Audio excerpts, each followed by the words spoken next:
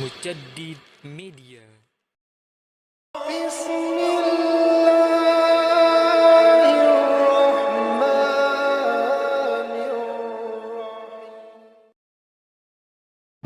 Kapan dimulai haji itu? Siapa yang pertama kali melakukan ibadah haji sampai kemudian menjadi syariat Islam, bahkan dijadikan satu di antara rukun iman yang kelima. Ma'asyiral muslimin yang dimuliakan Allah Subhanahu wa taala, Al-Imam Al-Baihaqi di dalam kitabnya Syu'abul Iman membawakan sebuah riwayat daripada sahabat Anas ibn Malik radhiyallahu anhu, di mana Nabi SAW bersabda, "Kana mawdi'ul baiti fi zamani Adam shibran atau akthara ilman, fakanatil malaikatu tahujjuhu qabla Adam, fastaqbalathul malaikatu faqalu ya Adam min aina ji'ta, faqala hajjajtul baita, faqalu qad hajjathul malaikatu qablak." Kata Nabi SAW berdasarkan riwayat Al-Imam Al-Baihaqi dalam kitabnya Syu'abul Iman dari Anas ibn Malik radhiyallahu anhu, dahulu Baitullah Al-Haram atau dikenal dengan Ka'bah hari ini itu hanya tumpukan tanah setinggi satu jengkal dan berwarna merah. Lah para malaikat mereka haji di situ. Maksudnya tawaf di situ sebelum Adam alaihi salatu wassalam. Maka ketika Adam alaihi salatu wassalam haji, kemudian selesai haji, para malaikat menemui Adam dan mengatakan, "Ya Adam, min aina ji'ta?" Dari mana engkau datang? Maka Adam mengatakan, "Hajajtu, aku baru saja melaksanakan haji di Baitullah Al-Haram." Maka malaikat mengatakan, "Qad hajjatul malaikatu qablak." Sesungguhnya para malaikat sudah haji sebelum dirimu. Dari sini kita tahu bahwa sejarah pembangunan Ka'bah itu yang pertama kali membangun adalah para malaikat, karena malaikat yang pertama kali haji di situ. Tentu tidak lain karena malaikat ketika Allah Subhanahu wa taala menciptakan Adam mengatakan kepada Allah Subhanahu wa taala, "Ya Rabb, tidak perlu kau ciptakan Adam, cukup turunkan kami ke bumi, biar kami yang bertasbih memuja dan memuji dirimu, supaya tidak ada pertumpahan darah dan tidak ada kerusakan di bumi." Tapi Allah Subhanahu wa taala mengatakan, "Inni a'lamu ma la ta'lamun." Saya lebih paham akan ciptaan Adam dibandingkan kalian wahai para malaikat. Lah ketika melihat kegigihan para malaikat inilah, maka Allah Subhanahu wa taala membangunkan untuk malaikat satu Ka'bah di langit yang disebut dengan Baitul Ma'mur. Inilah yang pernah dilihat Rasul saat peristiwa Isra dan Mi'raj. Rasul melihat setiap hari yang masuk ke Baitul Ma'mur itu 70.000 malaikat tawaf, kemudian mereka pergi dalam sehari, kemudian besoknya datang lagi dengan jumlah yang sama tetapi malaikat yang baru. Dan setiap hari bergantian para malaikat, sebanyak 70.000 malaikat tawaf di Baitul Ma'mur. Maka Allah Subhanahu wa taala merintahkan malaikat untuk membangun Ka'bah persis di bawah Baitul Ma'mur tetapi di bumi. Jadi Ka'bah itu kalau dibuat tegak lurus itu di bawah Baitul Ma'mur, tempat kiblatnya para malaikat. Ya. Ma'asyiral muslimin yang dimuliakan Allah Subhanahu wa taala, lah ketika Allah Subhanahu wa taala turunkan Adam dan Hawa karena sebuah dosa syahwat, terkena was-was iblis untuk memakan buah larangan.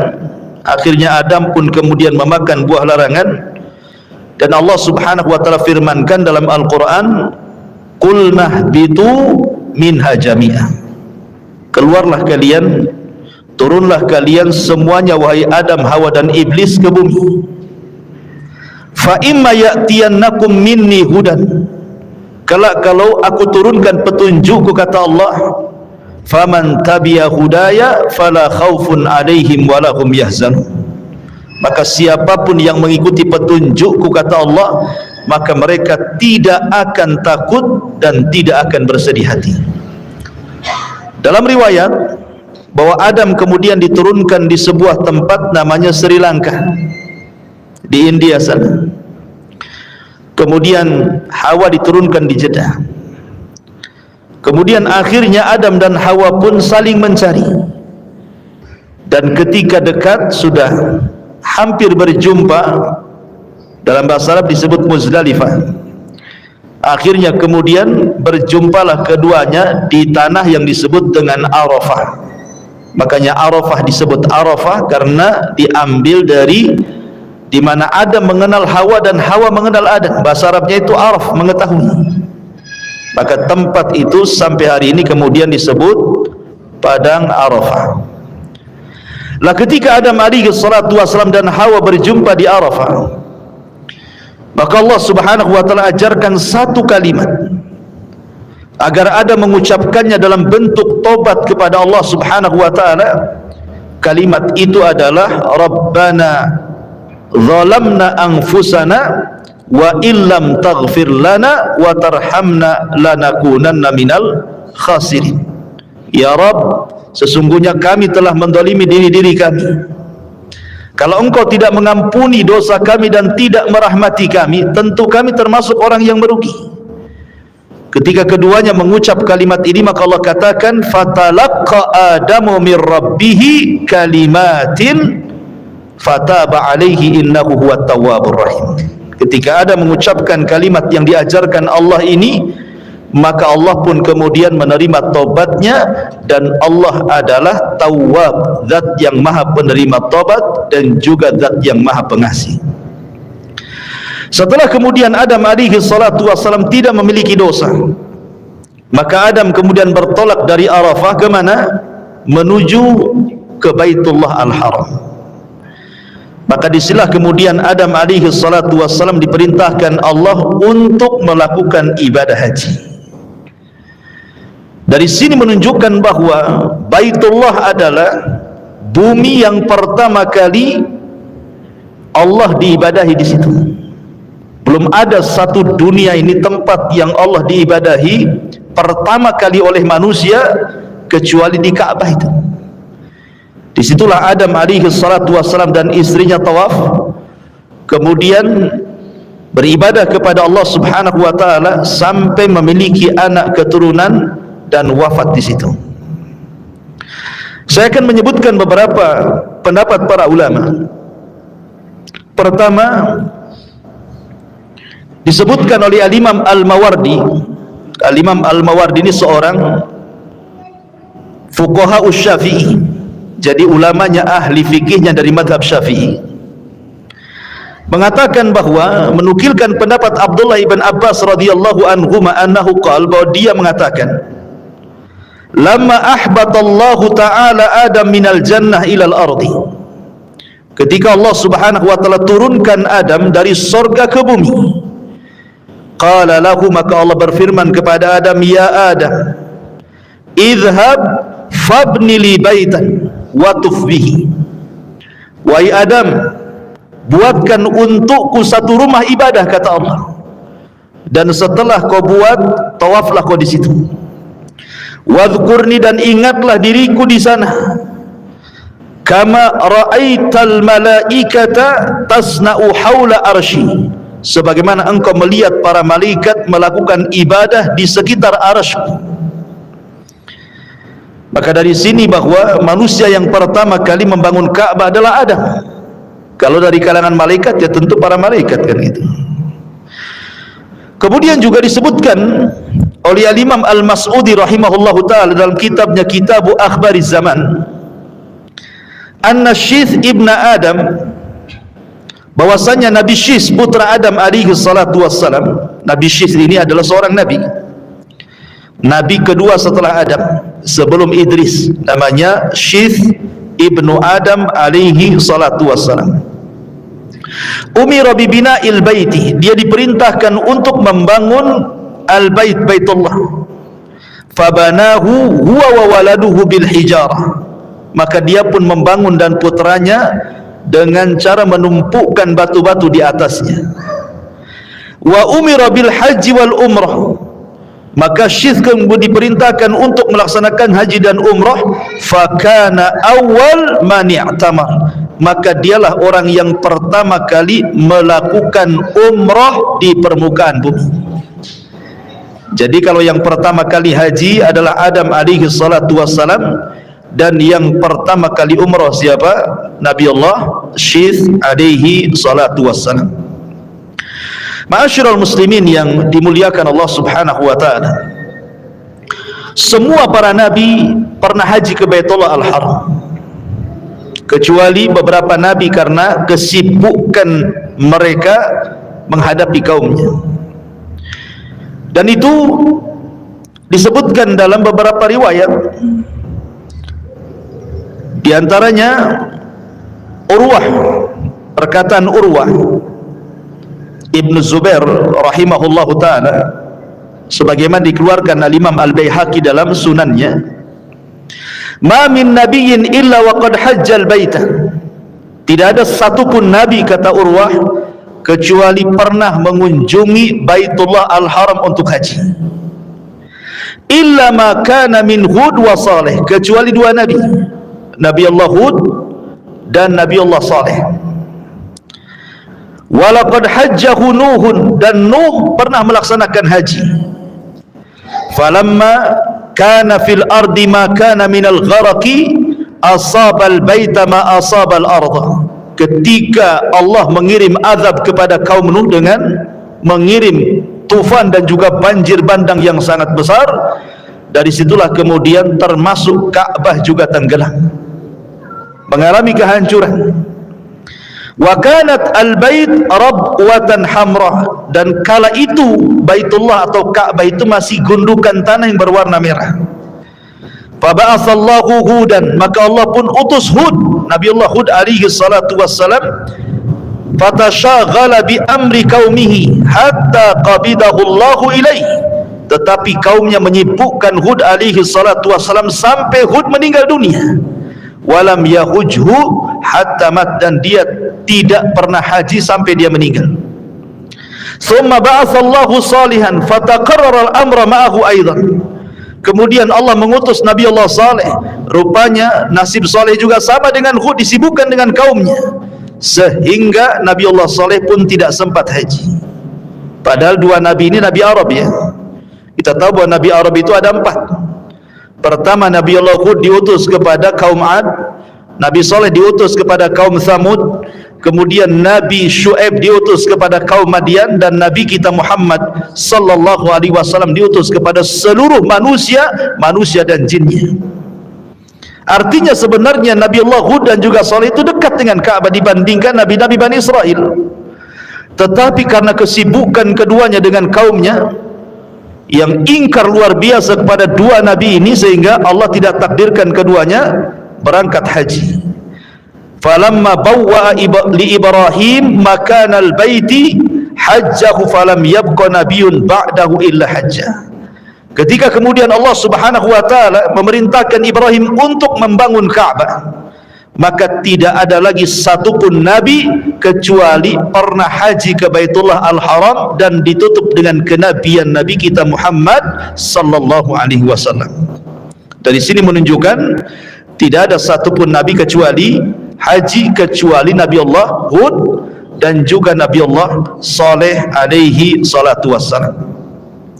Ma'asyiral muslimin yang dimuliakan Allah azza wa jalla, baik kita akan perjelas tentang hajinya para nabi. Di antaranya adalah Nabi SAW memperkuat bahwa para nabi itu pernah haji, adalah riwayat Abdullah ibn Abbas radhiyallahu anhuma. Jadi ketika Nabi SAW melaksanakan haji, berangkat bertolak dari Madinah dengan ribuan para sahabatnya pada tahun ke-10 Hijriah, maka sepanjang jalan Nabi SAW terkadang melewati lembah-lembah. Di antaranya kata Abdullah ibn Abbas radhiyallahu anhuma, anna Rasulullah SAW marra biwadil Azraq. Kata Abdullah bin Abbas radhiyallahu anhuma, Rasul lewat di sebuah lembah Azraq. Faqala, maka Rasul mengatakan, ayyu wadin hadha, ini lembah apa? Faqalu, maka para sahabat mengatakan, hadza wadil Azraq, ini adalah lembah Azraq wahai Rasul. Faqala, maka Rasul mengatakan, ka'anni anzur ila Musa alaihi salam habitan minas thaniyati walahu juwarun ilallah bitalbiyah. Kenapa wahai Rasul engkau bertanya tentang lembah Azraq ini? Kata Nabi SAW, seolah-olah aku melihat Musa sedang turun dari atas bukit seraya mengumandangkan talbiyah labbaik Allahumma labbaik. Thumma ata ala thaniyatil harsyah. Kemudian Nabi SAW melewati sebuah bukit namanya Harsyah. Kemudian Rasul mengatakan kepada para sahabatnya, ayyu thaniyati hadhi, ini bukit apa namanya? Sahabat mengatakan, Thaniyatu Harsyah, ini bukit Harsyah wahai Rasul. Maka Rasul mengatakan, ka'anni anzur ila Yunus ibn Matta alaihi salam ala naqati hamra ja'datin alaihi jubbat. Beliau mengatakan, kenapa engkau bertanya tentang bukit Harsyah ini wahai Rasul? Maka Rasul mengatakan, tidak, seolah-olah aku melihat Nabi Yunus ibn Matta, dia berada di atas untanya yang berwarna merah dengan menggunakan jubah dari wol, dan yang berwarna merah dengan menggunakan jubah dari wol, dan dia pun mengumandangkan talbiyah labbaik Allahumma labbaik. Dari sini menunjukkan Rasul memperkuat bahwa para nabi mereka datang ke Mekah untuk haji dan mereka mengumandangkan talbiyah labbaik Allahumma labbaik. Ma'asyiral muslimin yang dimuliakan Allah Azza wa Jalla, sedikit saya akan bicara tentang khilaf para ulama, perselisihan para ulama supaya semakin jelas lagi. Sebenarnya binaul baitil haram, yang pertama kali membangun Baitullah al-Haram atau Ka'bah hari ini siapa? Satu pendapat, dan di antara mereka adalah pendapat Al-Imam An-Nawawi, kemudian Al-Imam Al-Azraqi, dan juga Abu Ja'far Al-Baqir mengatakan bahwa yang pertama kali membangun Ka'bah adalah para malaikat. Kenapa demikian? Karena malaikat ingin betul-betul melaksanakan perintah Allah Subhanahu wa taala dengan dibangunkan satu rumah di bumi tepat dengan Baitullah, rumahnya Allah bagi para malaikat yang ada di langit yang disebut dengan Baitul Ma'mur. Ini satu pendapat. Coba anak-anak itu ya, fokus ini, ditenangkan anak-anak itu. Kemudian yang kedua, pendapat Al-Imam Atha rahimahullahu ta'ala, pendapat Imam Atha rahimahullahu ta'ala mengatakan bahwa yang pertama kali membangun Al-Bait, maksudnya Al-Ka'bah Baitullah Al-Haram, adalah Nabi Allah Adam alaihi salatu wassalam. Kemudian pendapat yang terakhir adalah pendapat Imam Ibnu Katsir, kemudian Imam Ibnu Taimiyah, kemudian Imam Ibnul Qayyim mengatakan bahwa yang pertama kali membangun adalah Nabiullah Ibrahim alaihi salatu wassalam. Maksudnya bangunannya, karena dulunya tidak dalam bentuk bangunan, hanya gundukan tanah yang berwarna merah gitu ya. Tetapi yang membangun Ka'bah yang kita saksikan hari ini, baik di YouTube kalau anda melihat ada orang yang sedang haji atau yang pernah haji atau umrah, itu adalah bangunan Ibrahim alaihi salatu wassalam, walaupun pondasinya bukan yang bangun Ibrahim, tapi sudah ada sebelum Ibrahim alaihi salatu wassalam. Dan ini diperkuat dalam firman Allah Subhanahu wa taala, wa idh yarfa'u Ibrahimul qawaida minal baiti wa Ismail. Dan ingatlah ketika Ibrahim meninggikan bangunan-bangunan Baitullah dan juga putranya Ismail. Ma'asyiral muslimin yang dimuliakan Allah Subhanahu wa taala, Kemudian saya akan ulas sedikit tentang para nabi yang pernah haji ke Baitullah Al-Haram. Ada 5 nabi saya akan sebutkan. Pertama, Nabi Allah Adam alaihi salatu wassalam. Nabi Allah Adam alaihi salatu wassalam berdasarkan hadis Ibni Abi Labid dari Muhammad ibn Ka'b al-Quradi, dia mengatakan, hajja Adam falakiyathul malaikatu faqalu barri nusukaka ya Adam. Nabi Adam alaihi salatu wassalam haji, kemudian berjumpa dengan para malaikat. Maka malaikat mengatakan, perbaiki manasik hajimu hai Adam. Dari sini menunjukkan bahwa Adam haji. Kemudian yang kedua, Nuh alaihi salatu wassalam, berdasarkan hadis Urwah ibn Zubair yang tadi saya katakan, walaqad hajjahu Nuh, dan sungguh Nuh juga pernah haji. Dan itu dikeluarkan oleh Imam Baihaqi dalam sunannya. Kemudian yang ketiga, haji Ibrahim alaihi salatu wassalam, bahkan setiap tahun. Sebagaimana diriwayatkan oleh ahli sejarah namanya Ibnu Ishaq rahimahullah ta'ala mengatakan, kana Ibrahimu alaihi salam yahujjuhu kulla sanatin alal burh. Adalah Ibrahim alaihi salatu wassalam setiap tahun dia haji dari Palestina menuju Mekah dengan menunggang burh. Kemudian yang keempat, Nabi Musa alaihi salatu wassalam berdasarkan riwayat yang dikeluarkan Imam At-Tabrani dalam Mu'jamul Kabir dari Abdullah ibn Abbas radhiyallahu anhuma, ketika Nabi sallallahu alaihi wasallam salat di Masjid Al-Khaif, dia melihat ada sab'una nabiyan, dia salat bersama 70 nabi, di antara mereka adalah Nabi Musa. Kemudian Nabi SAW mengatakan, seolah-olah aku melihat Musa alaihi salatu wassalam.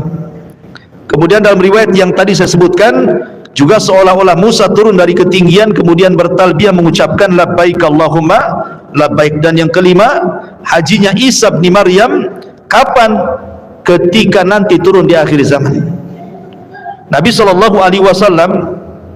menggambarkan dalam sebuah hadis, walladzi nafsi biyadihi la yuhilanna ibnu Maryam bifajjir rauha hajan au mu'tamiran. Kata Nabi SAW, demi zat yang jiwaku berada di tangannya, sungguh ibnu Maryam, maksudnya Isa, akan bertalbiyah, dia melaksanakan haji ataupun umrah. Jadi akhir zaman sebelum wafatnya Isa ibnu Maryam, maka dia sempat haji. Dan setelah hajinya Isa bin Maryam, tidak ada lagi orang haji. Ketika tidak ada orang lagi haji, maka datanglah pasukan yang dipimpin oleh Dzu Suwaikotaini, kemudian menghancurkan Ka'bah sampai ke dasar bumi dan diambil pembendaharaannya. Dan itu termasuk tanda-tanda kiamat di akhir zaman, di mana tidak ada orang haji, akhirnya Ka'bah pun dihancurkan. Dan kemudian Dzu Suwaikotaini diserang balik oleh orang-orang Himyar Yaman, akhirnya dapat dikalahkan dan dibunuh. Dan ini adalah cerita akhir zaman. Ma'asyiral muslimin yang dimuliakan Allah Azza wa Jalla, ini sejarah haji tempo dulu. Kita masuk pada haji Nabi sallallahu alaihi wasallam yang ini, pembahasan yang kita akan bahas di malam ini. Ma'asyiral muslimin yang dimuliakan Allah Azza wa Jalla, haji dalam Islam itu adalah sebuah syiar daripada syiar-syiar Allah. Dan siapa yang mengagungkan syiar Allah itu tanda ketakwaan. Wa man yu'azzim sya'airallah fa innahu min taqwal qulub, kan itu. Barang siapa yang mengagungkan syiar-syiar Allah, maka itu bagian daripada ketakwaan. Jadi orang yang haji itu menunjukkan tanda ketakwaan dia kepada Allah Azza wa Jalla. Sementara orang yang punya kesehatan dan juga biaya dan dia sanggup haji kemudian tidak haji, berarti masih pertanyakan takwanya itu. Karena haji itu adalah syiar daripada syiar Allah. Siapa yang mengagungkannya, berarti itu tanda ketakwaan hatinya. Kemudian juga Nabi SAW menyebutkan tentang arkanul Islam, rukun-rukun Islam. Kata Nabi SAW, bunyal Islam ala khamsin, syahadati an la ilaha illallah wa anna muhammadar rasulullah wa iqamis salati wa ita'iz zakati wa saumi ramadan wa hajjil baiti man istata'a ilaihi sabila. Bahwa rukun Islam itu ada 5. Satu, syahadat kepada Allah dan kepada Rasulnya, kemudian salat, kemudian zakat, kemudian puasa, kemudian haji bagi yang sanggup. Kenapa ibadah yang lain tidak dikatakan man istata'a ilaihi sabila, bagi yang sanggup dalam perjalanannya? Karena haji itu menggabungkan dua ibadah, ibadah harta dan ibadah badan. Kalau salat dan puasa ibadah badan, kalau zakat ibadah harta. Kalau haji menggabungkan dua-duanya, ibadah badan dan juga ibadah harta. Makanya haji itu agak berat, sehingga kemudian dibutuhkan kesanggupan baik secara materi harta ataupun secara badan. Orang yang punya harta tapi stroke tidak bisa haji, ya kan? Orang yang sehat tapi pengangguran nggak mungkinlah jalan kaki. Artinya bahwa haji itu harus dua-duanya, punya harta dan sehat badannya. Makanya Rasul mengatakan man istata'a ilaihi sabila. Dan haji itu fardu ain, ingat. Haji itu bukan fardu kifayah, kalau ada sebagian melakukannya gugur bagi yang lainnya. Tidak, setiap muslim wajib pergi haji. Karena Allah yang mengatakan wa adzin fin nasi bil haji ya'tuka rijalan wa ala kulli dhamirin ya'tin min kulli fajjin amin. Dan habarkan kepada manusia akan perintah haji. Allah memerintahkan kepada Rasul untuk mengiklankan kepada manusia untuk berangkat haji. Makanya Allah mengatakan walillahi 'alan nasi hijjul bait. Ya, tuntutan Allah kepada manusia itu agar manusia haji. Haji bagi yang mampu. Dan haji itu secara manasik, secara singkat nanti kita akan jabarkan. Jadi haji itu dimulai daripada tanggal 8 dari bulan Dzulhijjah atau disebut dengan hari tarwiyah. Maka disitulah mulai para jamaah haji menggunakan ihram dan diambil dari mawaqitil hajj, tempat-tempat yang memang sudah ditempatkan memakai pakaian ihram. Kemudian setelah itu mereka ke Mekah. Sampainya di Mekah kemudian mereka melaksanakan tawaf kudum namanya, tawaf kedatangan. Kemudian setelah tawaf kedatangan ke Mekah, mereka bertolak ke Mina untuk melaksanakan hari tarwiyah. Kemudian setelah itu tanggal 9-nya bertolak ke Arafah untuk melaksanakan hari Arafah. Setelah itu baru kemudian ada lempar jumrah, ada namanya jumrah Aqabah Al-Kubra. Dan itu 3 kali 3 tempat kan, jumrah besar, jumrah tengah dan jumrah kecil gitu ya. Kemudian haji kembali ke Mekah untuk melaksanakan tawaf ifadah, kemudian kembali ke Mina untuk melaksanakan ayyamut tasyrik, kemudian haji pun kembali ke Mekah untuk tawaf wada dan meninggalkan Mekah. Jadi haji itu tidak lama, hanya 6 hari. Dimulai tanggal 8, 9, 10, 11, 12 dan 13. Terkadang tanggal 12 sudah pulang 5 hari. Terkadang menyempurnakan sampai tanggal 13, berarti 6 hari. Ada yang 6 hari, ada yang 5 hari. Lalu kenapa kok bisa sampai lama di Mekah Ustaz? Sampai 1 bulan? Lebihnya jalan-jalan, ya, jalan sana, jalan sini, nah, itu lebihnya.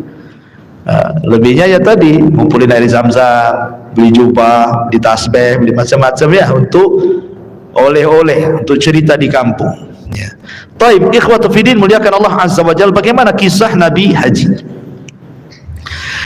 Pada bulan Dzulqa'dah, kita tahu kota Madinah sangat sibuk sekali, apalagi setelah penaklukan Islam dan kabilah-kabilah Arab, dan berakhir dengan penaklukan kota Mekah. Artinya Madinah dan Mekah itu sudah di negeri Islam dan juga kabilah-kabilah di sekitarnya. Lah Nabi SAW itu pernah akan umroh tapi dihalang-halangi, tapi kemudian berhasil umroh. Yang 1 dihalang-halangi dan yang 3 berhasil. Jadi Rasul itu umroh 4 kali, yang 1 tidak berhasil tapi niatnya dianggap umroh, berarti umrohnya 4 kali. Lah Nabi SAW pada tahun ke-10 Hijriah itu berkeinginan untuk haji. Dia rindu untuk melaksanakan haji, dan itulah haji pertama Rasul dan haji terakhir Rasul. Artinya ibadah haji yang dilakukan Rasul itu seumur hidup Rasul cuma 1 kali. Beda dengan sholat berkali-kali, beda dengan puasa berkali-kali. Tetapi haji 1 kali maknanya apa? Kalau terjadi perselisihan dalam solat wajar. Rasul solatnya berkali-kali, yang melihat para sahabat pun bukan 1 tetapi ratusan para sahabat, sehingga banyak khilaf dalam masalah solat. Ada yang kadang solatnya di sini gitu, ada yang di dada gitu ya, ada yang irsal begini, ada yang goyang-goyang, ada yang enggak kan gitu ya. Biasalah solat, khilaf dalam solat itu biasa, karena Rasul melaksanakan solat bukan sekali tapi berkali-kali. Sahabat yang melihat pun bukan 1 sahabat tapi banyak para sahabat, sehingga sahabat satu dengan yang lain melihat sesuai versi mereka melihat Rasul solat. Wajar solat berselisih. Tapi kalau haji berselisih ini tidak wajar. Kenapa demikian? Karena Nabi SAW sepanjang hidupnya cuman melaksanakan 1 kali haji. Kalau seandainya berbeda dalam haji, mau beda dengan yang mana? Rasul cuma 1 kali hajinya, nggak mungkin beda ya, karena 1 kali hajinya. Jadi kalau seandainya ada yang berbeda dalam haji, berarti alternatifnya cuma 2, yang 1 sesuai dengan sunnah Nabi, yang 1 menyelisih sunnah Nabi, karena hajinya 1 kali, sehingga tidak akan ada perbedaan ya. Kalau sekarang umpamanya kita dengar orang-orang Syiah di Iran, mereka mempunyai tempat haji sendiri di Karbala, Irak. Ini sudah menyelisih sunnah. Masa haji ke Karbala, Irak? Haji ke Baitullah Al-Haram lah, ke Mekah ya. Itu sudah menyelisih sunnah Nabi. Atau contohnya orang-orang kampung gitu ya, yang sudah selamatan mau haji, rupanya visa tak keluar, malu dengan orang kampung, akhirnya nginep di Jakarta 1 bulan, nunggu jemaah haji pulang, tawafnya di Monas gitu ya, kemudian sa'inya Jabotabek kan gitu ya, kemudian beli jubahnya di Tanah Abang, pulang pula jadi haji Tanah Abang gitu ya. Itu kan tidak bisa juga. Haji ya sudah jelas tempatnya di Mekah sana ya. Kalau nggak dapat haji karena bermasalah visanya atau karena apa-apa, ya bilang saja sama orang kampung, apa masalahnya? Karena niat haji kalau nggak kesampaian, niatnya saja sudah berpahala haji itu. Innamal a'malu binniyat. Amal itu ditentukan niatnya. Kenapa kemudian mesti bingung, mesti malu kan gitu ya. Ma'asyiral muslimin yang dimuliakan Allah Azza wa Jalla. Kembali, jadi pada tanggal 10, pada tahun ke-10 Hijriah, maka Nabi SAW berpesan kepada seluruh kaum muslimin, baik yang ada di Madinah atau di kabilah-kabilah sekitarnya, agar diumumkan Nabi SAW akan bertolak dari Madinah ke Mekah pada hari Sabtu tanggal 26 Zulqa'dah tahun 10 Hijriah. Maka manusia berkumpul. Maka tepat pada hari Sabtu siang waktu zuhur tanggal 26 Zulqa'dah tahun 10 Hijriah, Rasul pun sholat zuhur tanpa dijamah, tanpa dikosor, maksudnya 4 rakaat, karena belum safar, masih berada di Madinah, belum ada syariat kosor kan. Jadi kalau antum mau safar masih di Batam, jangan dikosor ya, kecuali kalau sudah sampai di Tanjung Pinang baru dikosor. Jadi di sini Nabi SAW melaksanakan zuhur 4 rakaat. Kemudian setelah itu Nabi SAW bertolak dengan ribuan para sahabat, baik yang bertolak dari Madinah sama-sama ataupun yang berjumpa di jalan kemudian bergabung. Bayangkan ma'asyiral muslimin, berapa jumlah waktu itu. Sampai-sampai para sahabat Rasul menceritakan ketika Rasul berkhutbah saja pada Hajjatul Wada itu, yang haji bersama Rasul itu sekitar 124.000. Itu yang hadir saat Hajjatul Wada itu. Artinya Islam itu sangat berkembang dalam tempo sesingkat-singkatnya. Dalam 23 tahun Rasul berdakwah, 13 tahun di Mekah dan 10 tahun di kota Madinah. Bayangkan ketika haji, nampak tuh umat Islam di hadapan Rasul 124.000, di hadapan Nabi SAW yang ikut bergabung dalam haji itu. Ma'asyiral muslimin yang dimuliakan Allah Subhanahu wa taala, maka pada tanggal 25 Zulqa'dah masih tahun ke-10 Hijriah, maka Nabi SAW dan kaum muslimin menghadapkan wajah kendaraan mereka ke arah Masjidil Haram dan mulai bertolak dan mengarahkan wajah mereka ke Masjidil Haram, ke Mekah Al-Mukarramah.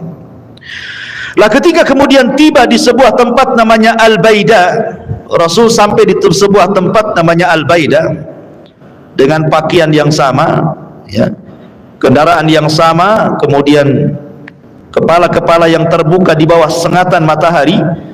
Mereka mengenakan sarung dan juga rida, artinya sudah pakai kain ihram tuh. Ya.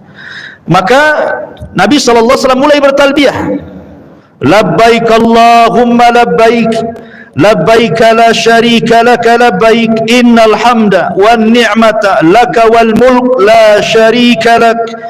Aku penuhi panggilanmu ya Rabb, ya Allah, aku penuhi panggilanmu, aku penuhi panggilanmu, tidak ada sekutu bagimu, sesungguhnya pujian dan kenikmatan itu hanya milik dirimu ya Rabb, begitu juga kerajaan, tidak ada sekutu bagimu ya Rabb. Lah 6 mil, jarak 6 mil dari Mekah itu, tepatnya di Saraf, namanya tempat namanya Saraf itu. Maka Nabi SAW mengumumkan kepada para sahabatnya, siapa yang tidak membawa hewan hadyu untuk dikurbankan, maka sebaiknya digabung antara umrah dengan haji. Tetapi yang kadang sudah membawa hewan hadyu, maka tidak bisa lagi, artinya harus haji saja tanpa umrah. Kan haji itu kan macam-macam, ya, ada haji yang disebut dengan haji farad, ya, haji saja, ya. Kemudian ada haji yang menggabungkan dengan haji dan umrah. Maka Nabi SAW, dan itu sebaik-baik haji, sebaik-baik haji adalah yang menggabungkan antara umrah dan haji. Lah kebetulan Nabi sudah membawa hewan hadyu untuk dikorbankan itu pada tanggal 10 Dzulhijjahnya nanti kan. Makanya Rasul SAW tidak bisa umrah, hanya haji saja. Sehingga Rasul mengatakan, kalau seandainya aku bisa membalik waktu gitu ya, untuk tidak membawa hewan ini, tentu aku akan menggabungkan haji dan umrah. Tapi karena kadang sudah bawa hadyu, ya sudahlah, apalagi lah, ya. Maka Nabi SAW kemudian setibanya di Makkah Baitullah Al-Haram, sebagaimana dikisahkan oleh Jabir bin Abdullah radhiyallahu an. Jadi ketika Rasul sampai di Ka'bah, maka Nabi SAW kemudian tawaf. Dan begitulah sunnahnya orang masuk Masjidil Haram, tidak seperti masuk masjid. Kalau masuk Masjid Al-Fajri ini ada sunnah namanya sunnah tahiyatul masjid, ya. Tapi kalau masuk ke Masjidil Haram, yang pertama dilakukan tawaf sebagai pengganti dari tahiyatul masjid.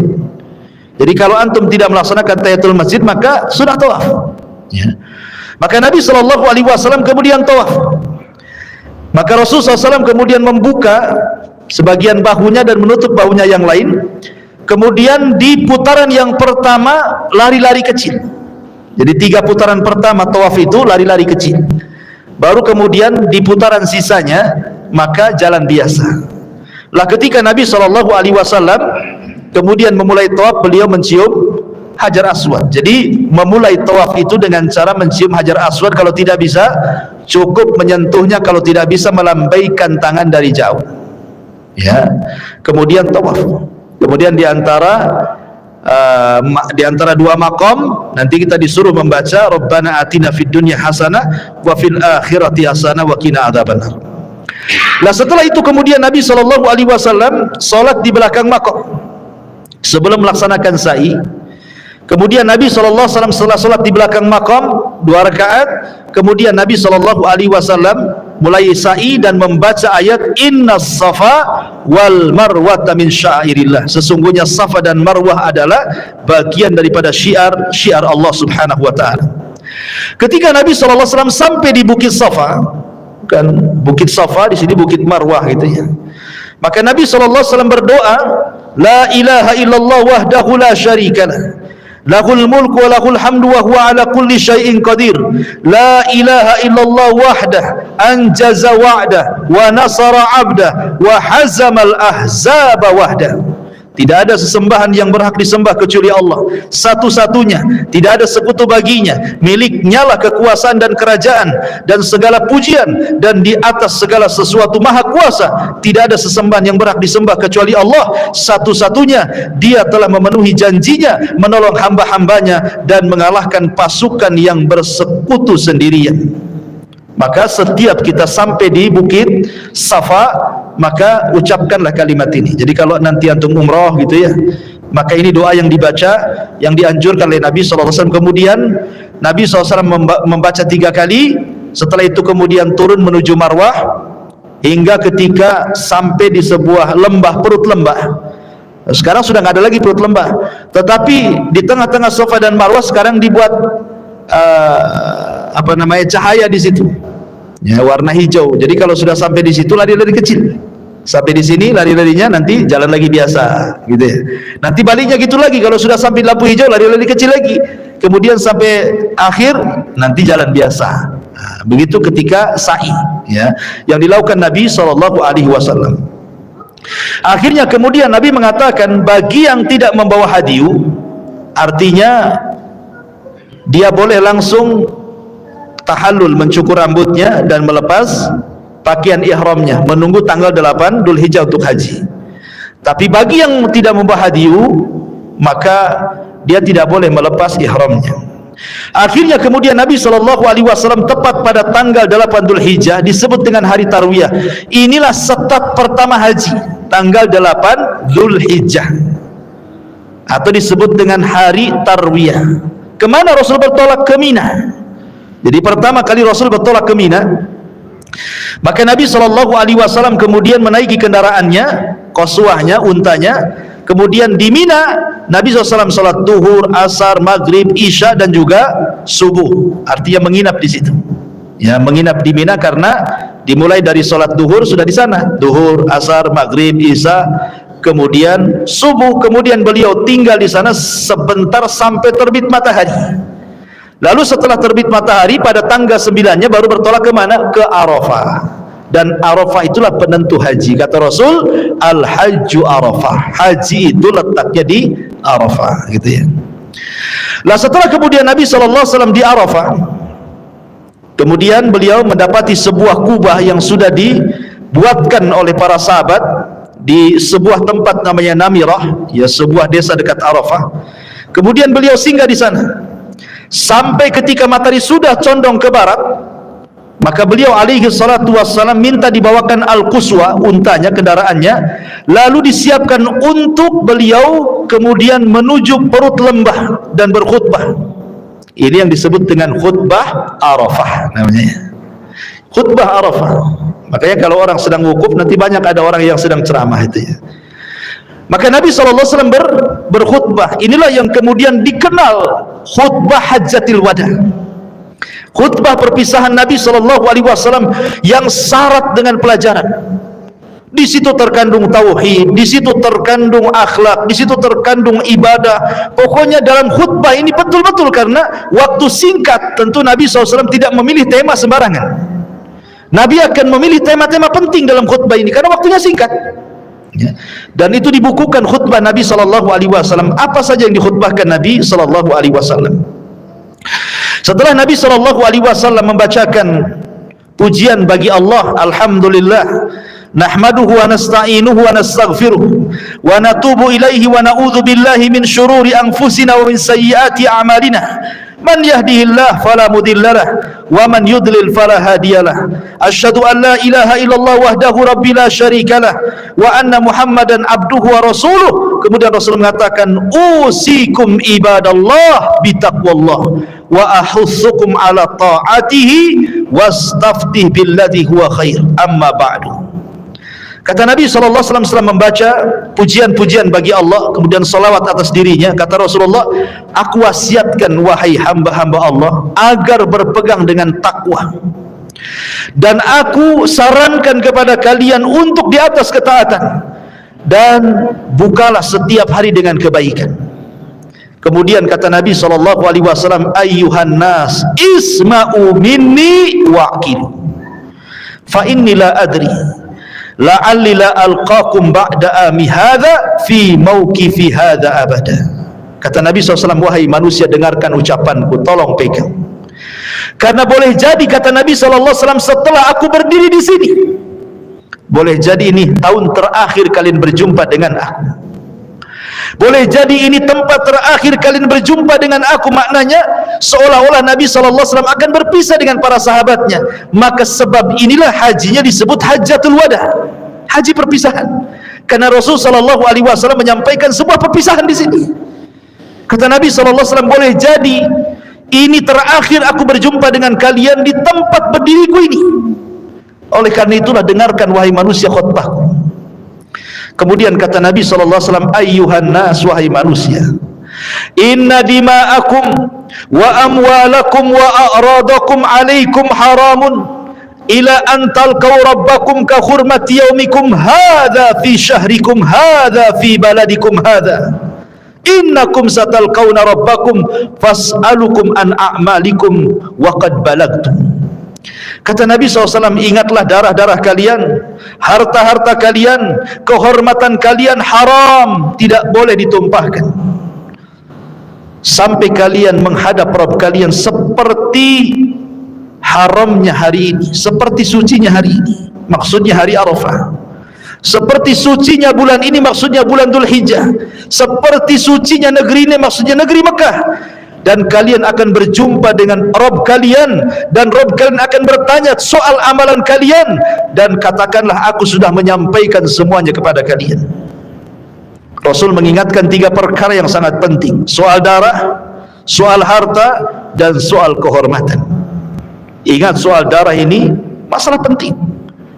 Rasul pertama kali menyampaikan soal pembunuhan darah, ya. Karena bagaimanapun ikhwatu fiddin yang dimuliakan Allah Azza wa Jal, ketika Umar ibn Khattab radhiyallahu an bertanya kepada Hudzaifah soal fitnah yang akan datang kepada manusia bagaikan ombak yang tidak berhenti, dan itu sampai kiamat fitnah ini akan terjadi. Maksud Umar itu adalah fitnah pembunuhan antar sesama muslim. Kata Hudzaifah mengatakan, tidak, selama kau hidup wahai Umar, fitnah tidak akan terjadi. Tapi setelah kematianmu fitnah itu akan terjadi. Makanya setelah Umar bin Khattab betul-betul terjadi fitnah perang saudara, di mana yang pertama kali yang menjadi korban siapa? Khalifah Utsman ibn Affan. Dibunuh dan dibantai secara sadis oleh siapa? Kelompok Sabaiyah, orang-orang Khawarij, orang-orang yang mereka ketika membunuh Utsman bin Affan radhiyallahu an memegang mushaf di kepalanya. Jadi mereka mengalungkan mushaf. Saat membunuh Utsman dia mengatakan, inna hadza amara bihadza, ya, an yadriba bihadza kullaman la yu'minu bihadza, katanya. Sesungguhnya ini maksudnya Al-Quran memerintahkan aku untuk membunuhmu karena engkau tidak beriman dengan Al-Quran. Kurang ajar dia ngomong sama Utsman begitu. Kemudian dibantainya Utsman. Padahal Utsman itu orang yang pertama kali menghatamkan Al-Quran dalam 1 rakaat witir.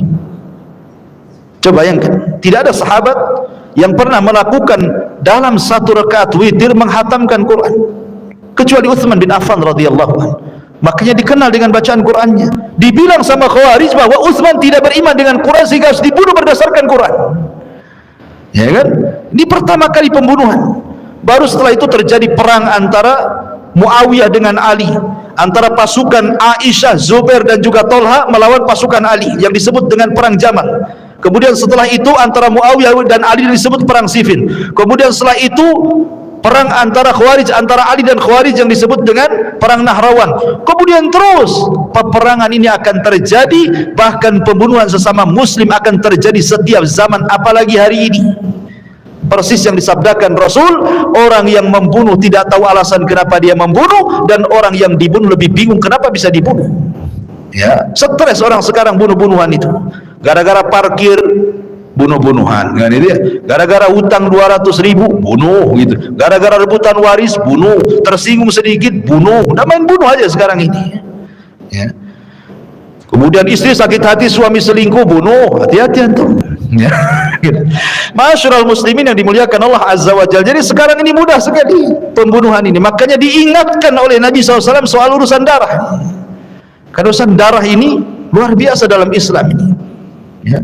Masyarul muslimin yang dimuliakan Allah Azza wa Jalla, sampai Umar bin Khattab radhiyallahu anhu pernah ngirim surat kepada penduduk Son Ayaman. Gara-gara kasus apa? Gara-gara kasus pembunuhan. Jadi ada seseorang yang seorang wanita yang ditinggal suaminya kerja. Lah wanita ini tidak punya anak dari suaminya, tapi suaminya punya anak, artinya bawa anak bawaan dari suaminya. Suaminya gadis menikah dengan seorang duda punya anak.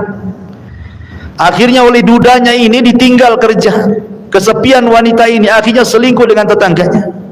Ketika selingkuh ketahuan sama anak bawaannya, akhirnya merencanakan untuk dibunuh anak bawaannya ini, dan betul-betul dibunuh. Dia, kemudian juga selingkuhannya, kemudian orang bayarannya dan pembantunya, 4 orang berserikat membunuh anak bawaannya ini. Akhirnya kemudian jasadnya dilempar ke sumur. Kemudian wanita ini pura-pura, padahal dia yang membunuh, pura-pura pula dia kehilangan anaknya. Nah, begitulah orang yang menutupi kesalahan, kan, pura-pura bukan dia yang bunuh. Akhirnya sampailah kasus ini kepada Khalifah Son'a, Gubernur Son'a yang ditempatkan Umar di situ. Kemudian akhirnya ketahuan sumur tempat pelemparan jasad anaknya. Dia setelah diselidiki, kemudian semua tertangkap pelakunya, mulai dari wanita itu, kemudian selingkuhannya, kemudian laki-laki bayarannya untuk membunuh, termasuk pembantunya, dan dikisos 4-4-nya. Kemudian Umar marah dan mengirim surat kepada penduduk Son'a, kalau kalian penduduk Son'a bersyirikat untuk membunuh orang itu, anak kecil itu, kalian kubunuh semuanya, katanya. Bayangkan ya, artinya dalam Islam itu yang dibunuh sebagai kisos itu bukan yang eksekutor saja, tapi yang merencanakan pun terkena, gitu maksudnya. Jadi kalau seandainya nih ada 10 orang ya merencanakan membunuh si A, yang membunuh 1 orang, tapi karena 10 orang ini merencanakan, semua dibunuh. Begitulah hukum Islam. Makanya Umar bin Khattab mengatakan, kalaulah seluruh penduduk Son'a Yaman merencanakan pembunuhan kepada anak itu, kubunuh semuanya, katanya. Lihat begitu dahsyatnya hukuman darah dalam Islam, gitu ya. Makanya Rasul mengingatkan di khutbah pertamanya soal darah. Kemudian soal harta. Soal harta, ya.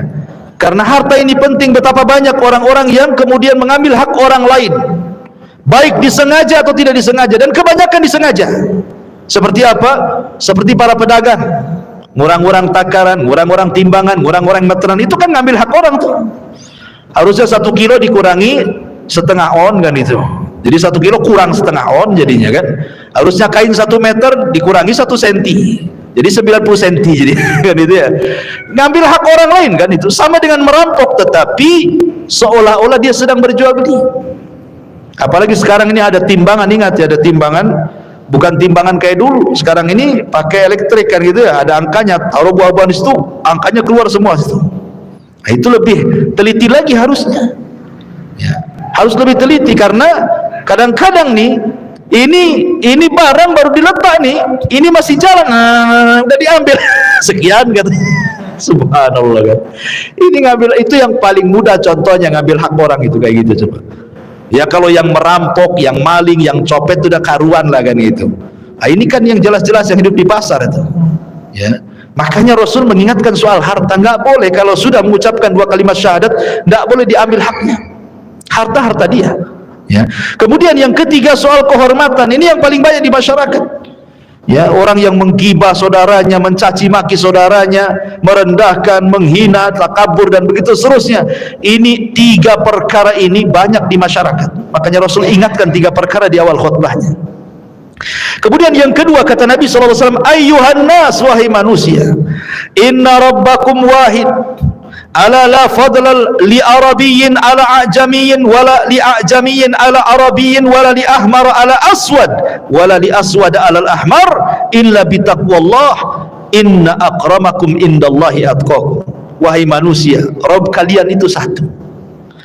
Kita ini punya satu Tuhan, tidak perlu cari-cari Tuhan yang lain. Tuhan kita satu, Allah. Bapak kita juga satu, namanya Adam. Kita semua dari Adam. Tuhan kita satu, sehingga jangan dibeda-bedakan. Mau anda orang Arab, mau anda non Arab, mau anda berkulit merah, mau anda berkulit hitam, mau anda berkulit putih, tidak ada beda, kata Rasul. Yang membedakan kalian hanyalah taqwallahi azza wa jalla. Kemudian Rasul membacakan ayat, inna akramakum indallahi atqakum. Paling mulia di antara kalian di sisi Allah adalah orang yang bertakwa. Jadi tidak perlu saling mengejek. Jangan merasa Arab kemudian lebih tinggi dibandingkan non-Arab gitu. Ataupun sebaliknya. Karena Islam itu tidak memandang perkara kesukuan, perkara kekayaan, perkara pangkat dan jabatan, semua di hadapan Allah itu sama. Semua di hadapan Allah sama. Makanya ketika manusia dibangkitkan pada hari kiamat, kata Rasul, yuhsyarun nas yaumal qiyamah khufatan uratan ghurlan buhman. Pada hari kiamat manusia akan dibangkitkan tanpa alas kaki, kembali tidak dikhitan, tidak pakai pakaian di badan, dan tidak membawa harta sama sekali yang pernah dia miliki di dunia. Mau dia orang kaya, mau dia orang miskin, mau dia pejabat, mau dia rakyat, mau dia siapapun, dibangkitkan sama di hadapan Allah. Lalu apa yang dipertanggungjawabkan? Takwa kita yang dipertanggungjawabkan di hadapan Allah. Kemudian Nabi SAW yang ketiga mengatakan, faman kanat indahu amanah falyuaddiha ila man i'tamanahu 'alaiha wa inna kulla riban mawdu'un walakinna lakum ru'usu amwalikum la tadlimuna wa la tudlamun. Wa qadallahu annahu la riban wa inna riba ammil Abbas ibni Abdul Muttalib mawdu'un kulluhu wa anna kulla damin kana fil jahiliyati mawdu'un wa inna awwala dima'ikum adau damu Amir ibni Rabi'ah ibn al-Haris ibni Abdul Muttalib fahuwa awwal ma abda'u bihi min dima'il jahiliyah. Kata Nabi SAW, barang siapa yang dititipi amanah, maka laksanakan amanah itu pada tempatnya. Anda dititipi amanah jabatan, maka baiklah dalam menjaga jabatan. Anda dititipi kekayaan, maka baiklah mengelola kekayaan, karena malun soleh li rajulin soleh, harta yang baik itu kalau dikelola orang baik. Anda dititipi anak, maka perbaikilah, didik mereka anak-anak itu. Pokoknya apapun amanah dari Allah, laksanakan. Kemudian kata Nabi SAW, ingat, seluruh riba aku hapuskan dengan kedatangan. Karena di zaman jahiliyah itu terkenal yang disebut dengan riba nasyiah. Dalam bahasa kita ini rentenir. Kalau pinjam 1 juta harus kembalikan 1.200.000 kan itu ya. Kalau pinjam 5 juta harus dikembalikan 6 juta. Itu orang-orang jahiliyah seperti itu di zaman Nabi. Maka Rasulullah SAW mengatakan, ingat bahwa kalau kalian pinjam-meminjam, cukup diambil uang pangkalnya saja. Kalau memang meminjamkan 500, diambil 500, jangan dilebihkan, kata Nabi. Kalau minjam 5.000, maka ambil 5.000, jangan dilebihkan. Ambil pokok daripada harta itu saja. Jangan mendolimi dan jangan mau didolimi.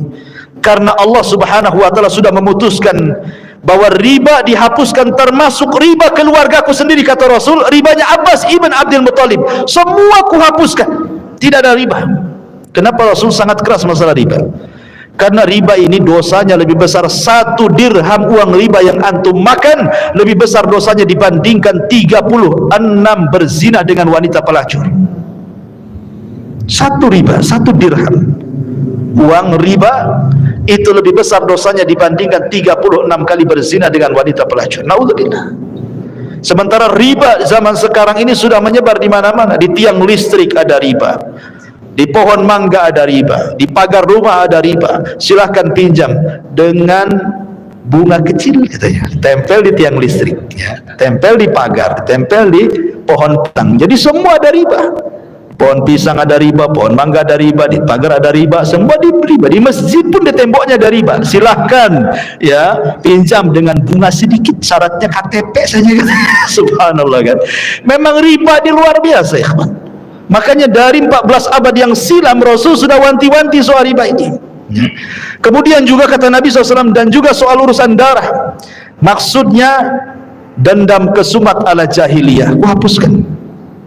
Karena orang jahiliyah ini kalau umpamanya 2 kabilah nih perang, kemudian satu membunuh, satu jadi korban nih, maka kabilah korban akan ngamuk dan menuntut darahnya, dan akan membunuh siapapun yang terlibat itu tanpa melihat. Dalam Islam dihapuskan dengan cara kisos, yang dikisos yang bunuh saja, kan begitu. Yang nggak bersalah ya jangan kemudian dibunuh. Kayak dulu waktu saya masih kecil-kecil di Jawa Barat, di Majalengka itu biasa itu tawuran antar desa. Nih kalau ada anak sekolah kemudian digebukin gitu kan, sampai bonyok, sampai masuk rumah sakit. Besoknya nih preman desa sebelah itu nunggu anak desa sebelah, tak kira dia siapa, mau orang tua mau apa, penting dari desa itu digebukin juga. Padahal nggak salah itu. Harusnya digebukin yang ngebukin kan gitu ya. Ini orang nggak tahu menahu soal penggebukan, itu kena gebuk juga coba. Lah di sini Islam menghapuskan soal dendam kesumat. Kata Nabi SAW, maka yang pertama kali kuhapuskan adalah darahnya Amir ibnu Rabi'ah ibnu Haris ibnu Abdul Muttalib. Ya, dialah yang kuhapuskan darah yang pertama, dan tidak ada lagi dendam kesumat ala jahiliyah. Kemudian kata Nabi SAW, amma ba'du ayyuhan nas fa inna syaitana qad ya'isa an yu'bad bi ardikum hadhi abada walakinahu in yuti fi ma siwa dhalik walakinahu in yuta'a fi ma siwa dhalik faqad radiya bihi mimma tahkiruna min a'malikum fahdharuhu ala dinikum. Wahai manusia, sesungguhnya setan putus asa untuk disembah di negeri kalian. Kenapa? Karena orang kalau sudah tauhid tidak mungkin nyembah berhala.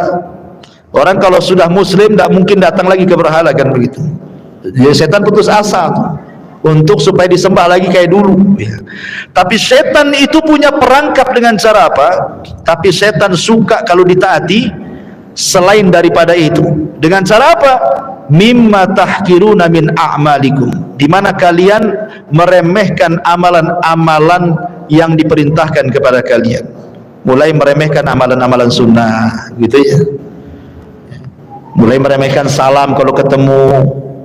Kata Rasulullah SAW, di antara alamat kiamat itu adalah ketika orang mengucapkan salam kepada orang yang dikenal dan tidak mau mengucapkan salam kepada orang yang tidak dikenal.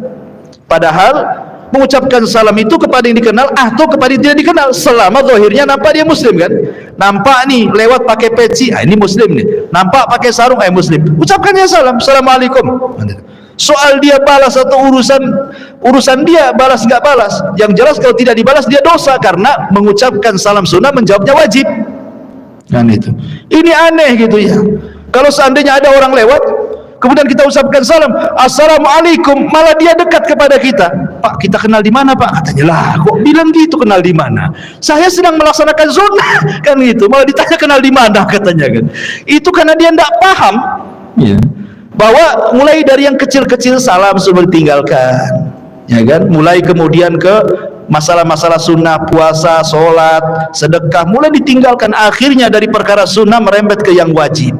Nah, itu setan tuh begitu, dia membuat khutuwat selangkah demi selangkah gitu ya. Kemudian dalam riwayat yang lain bahwa setan itu suka kalau seandainya bitahrisi bainakum, dibuatnya kalian bergaduh. Memang setan putus asa untuk disembah, tapi setan sengaja membuat kita ini berselisih, bertengkar.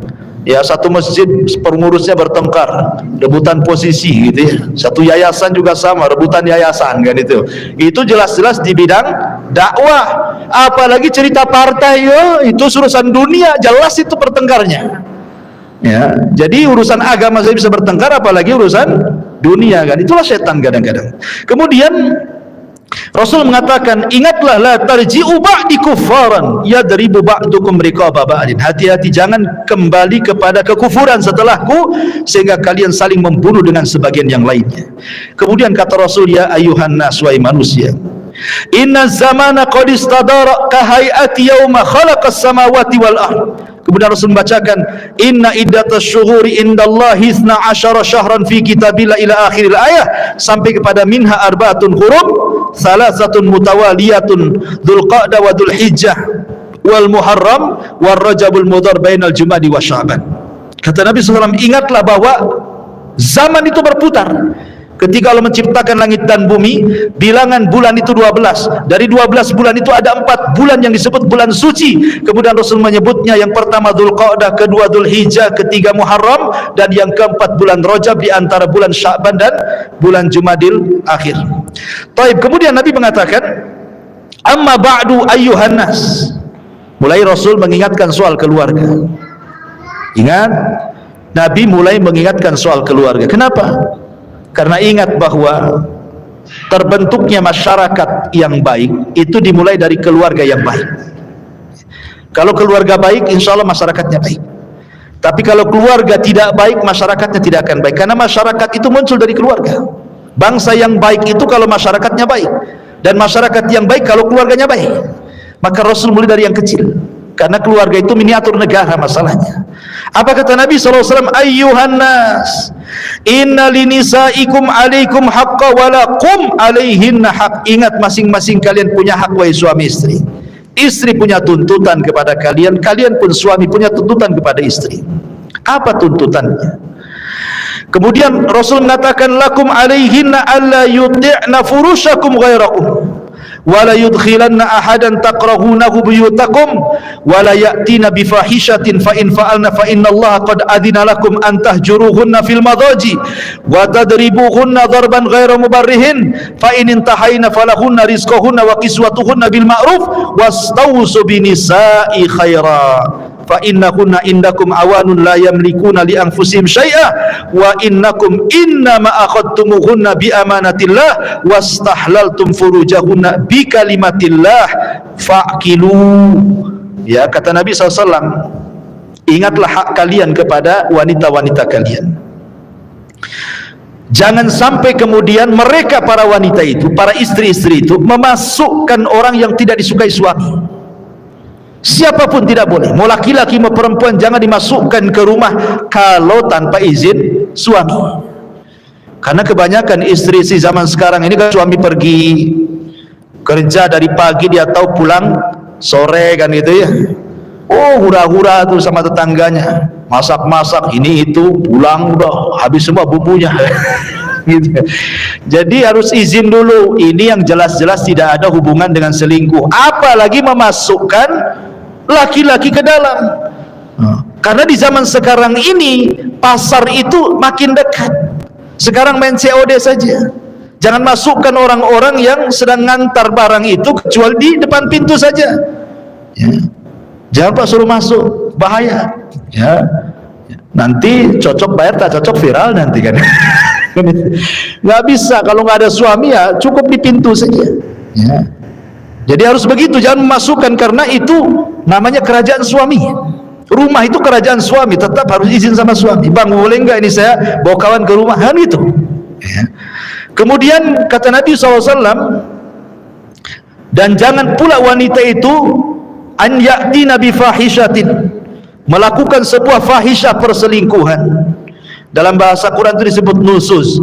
Nusus itu artinya merasa tinggi dibandingkan suaminya. Mungkin karena dia gajinya lebih besar, suaminya lebih kecil, ataupun pendidikannya dia S1, suaminya pula SD tak khatam. Gitu ya. Atau mamanya istrinya cantik, suaminya jelek kali, kan.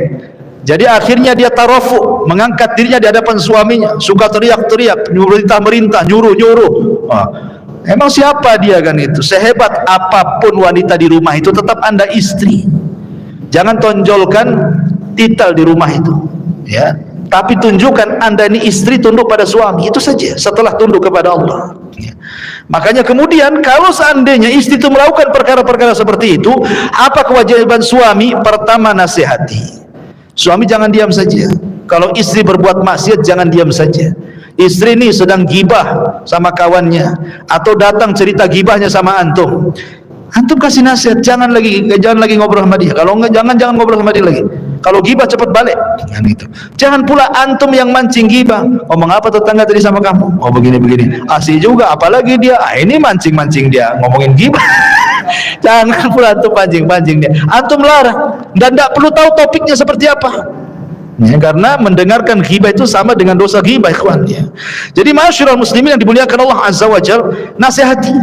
Kalau tidak bisa, pisah ranjang.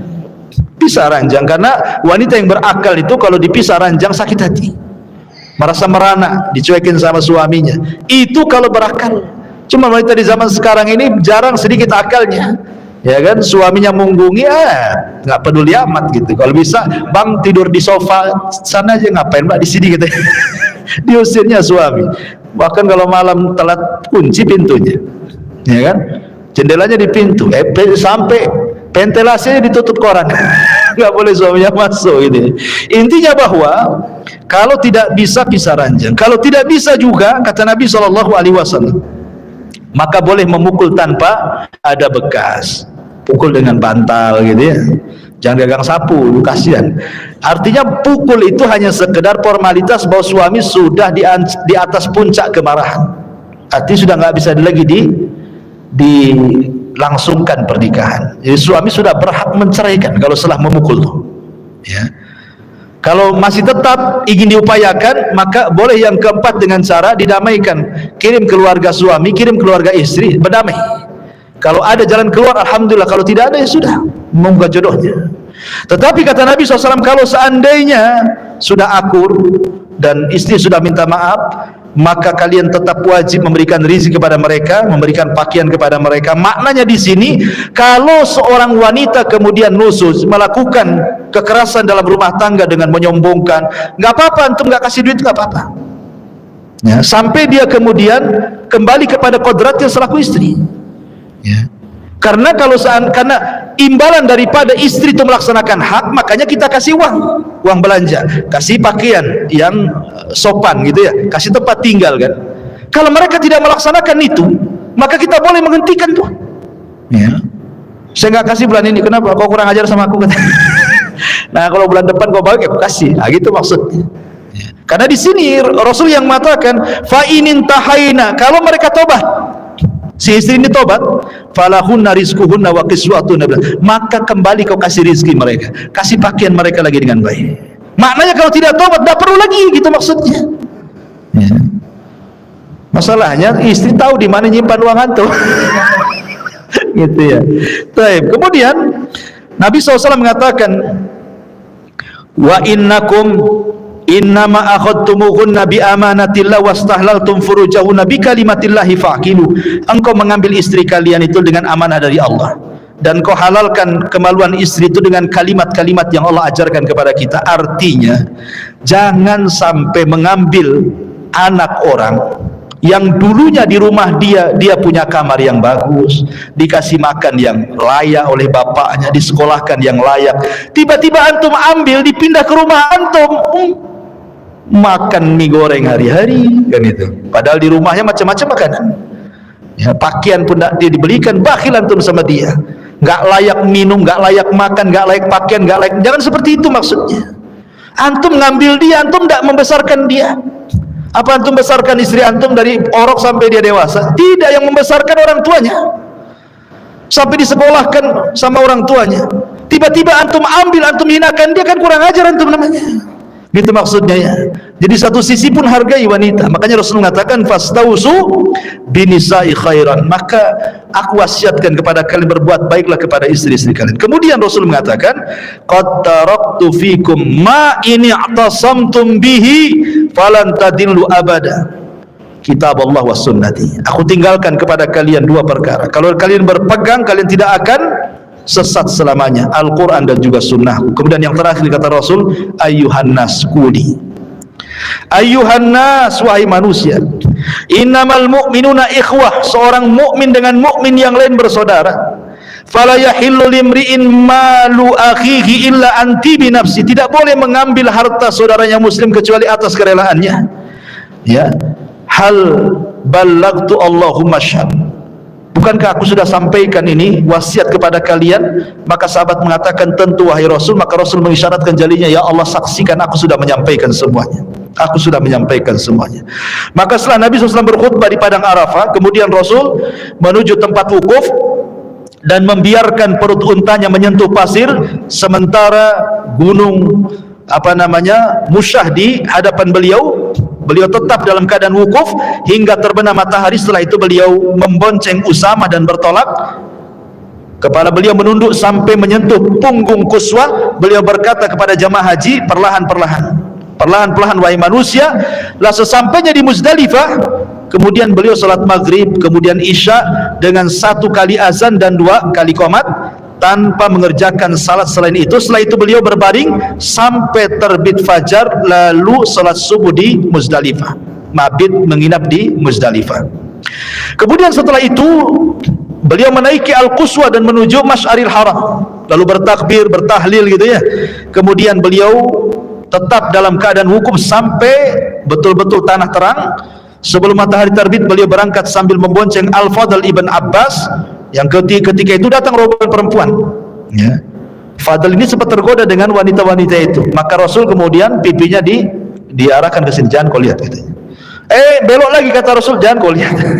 Jadi sama Rasul setiap melihat perempuan diginikan lagi gitu. Jadi kalau antum bonceng anak gitu ya, anaknya nengok perempuan, antum ini anaknya antum gini kan antum pula yang nengok. Kacau. Jadi maksudnya ya dibiasakan gitu ya. Baik, jadi ini fadl ini sama Nabi jangan nengok begitu ya di perjalanan itu. Baik. Kemudian setelah itu Nabi Shallallahu Alaihi Wasallam meneruskan sampai selesai manasik haji, dan selesai kemudian berkhutbah ya, turunlah surah Al-Maidah ayat 3, Al-yauma akmaltu lakum dinakum wa atmamtu alaikum ni'mati wa raditu lakumul Islam madina. Pada hari ini telah kusempurnakan kepada kalian agama kalian, telah kucukupkan kepada kalian nikmatku, dan telah kuridhoi Islam sebagai agama kalian. Menunjukkan Nabi SAW sudah selesai menyampaikan risalahnya dengan sempurna tanpa harus ditambah dan dikurangi. Maka pada waktu nafar sani ya, Nabi SAW bertolak dari Mina, kemudian singgah di Abtah, kemudian di tenda Bani Kinanah sehari semalam. Setelah itu beliau menuju Baitullah, kemudian melakukan tawaf wada bersama kaum muslimin, kemudian beliau bertolak kembali ke kota Madinah. Itu intinya dari manasik haji Nabi SAW. Adapun hikmah tentang ini tentu ada 4 perkara dari manasik haji Rasul. Yang pertama tentang keagungan Baitullah Al-Haram, bahwa Ka'bah itu tempat yang agung. Kemudian yang kedua, Rasul ingin melembutkan hati supaya bersatu, kaum muslimin itu bersatu, dikumpulkan di satu tempat ya, kaum muslimin itu bersatu, nampak kekuatannya. Kemudian yang ketiga juga bahwa melaksanakan haji itu adalah warisan daripada Nabi Ibrahim alaihi salatu wassalam. Makanya kita sebut dalam salawat setiap salat, Allahumma salli ala Muhammad wa ala ali Muhammad kama shallaita ala Ibrahim wa ala ali Ibrahim. Kemudian yang terakhir di sini ada i'lan tauhid, bagaimana tauhid itu dibesarkan dengan menyebut labbaik Allahumma labbaik, labbaik la syarika lak labbaik, innal hamda wan ni'mata lak wal mulk la syarika lak, menunjukkan talbiyah tentang syiar tauhid yang dikumandangkan baik orang yang umroh ataupun yang haji. Wallahu alam. Saya kira ini secara singkat kisah haji tempo dulu sampai kepada Hajjatul Wada Nabi SAW. Mudah-mudahan ada manfaatnya, dan mungkin tinggal 2 kali pertemuan lagi sejarah ini ya. Jadi paling 2 kali pertemuan, nanti kita cari kitab yang lain yang cocok. Subhanaka wa bihamdika asyhadu an la ilaha illa anta astaghfiruka wa atubu ilaik. Allahu ta'ala alam. Assalamualaikum warahmatullahi wabarakatuh.